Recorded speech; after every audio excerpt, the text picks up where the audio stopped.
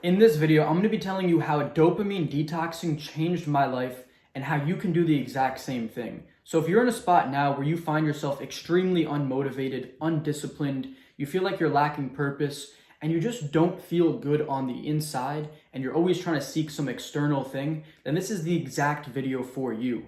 Because that is how I felt about 3 years ago and prior, and I really wasn't doing anything good with my life. Anytime I got something good, I would usually end up ruining it because I was kind of just a degenerate, always trying to seek cheap, easy pleasure. So I was doing all the bad habits like video games, porn, watching TV endlessly, scrolling on social media. I mean, the list goes on, smoking weed. I was doing all those bad habits and I was wondering why I wasn't getting anywhere with life. And it's obvious now, but back then it wasn't so obvious. I thought that, yeah, it's great to have a little bit of fun and relax and do these things. No, you're sapping yourself of all your energy, all your motivation, and this is why you're not getting anywhere with life. Before I go into some of the story and the things that you can do, think about it. Were ancient humans just a couple hundred years ago and beyond, were they doing any of these things? No, not at all. They were pretty much getting zero artificial dopamine.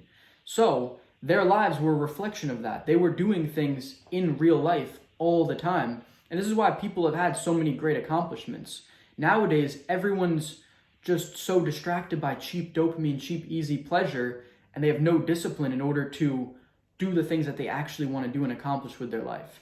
But let me tell you about my story. So about 3 years ago, I got broken up with. Like I told you, I was doing all the bad habits. And at that point, I hit a low point in my life that I've never felt before. I didn't label it as depression, but I was fucking depressed. So I needed to get out of this. And I knew that I was the only person who could make that happen. And I started watching Hamza at the time. Shout out to Hamza. He gave me some of the best advice ever. And I took it and I really ran with it. So I cut out all artificial dopamine, every single thing, even down to caffeine. And I implemented all the delayed gratification activities like reading, meditation, and journaling. I had experimented with reading here and there, but I wasn't consistent with it. But meditation and journaling was the first time I'd ever implemented that into my life. And within just a few short weeks, I started feeling really good. And within a few months, I'd been at the best mental state in my life, all because I cut out artificial dopamine and I replaced it with delayed gratification activities. And on top of that, I also started my own self-improvement focused TikTok and YouTube channel. I didn't really take it too far because I was still very inexperienced with business and all these things. I didn't know how to translate it into a real business. And I went on to do other things and learn sales. And I'm coming back to it now, but I was doing that back then and I felt very purpose and mission driven by creating content and spreading my message of what I was learning.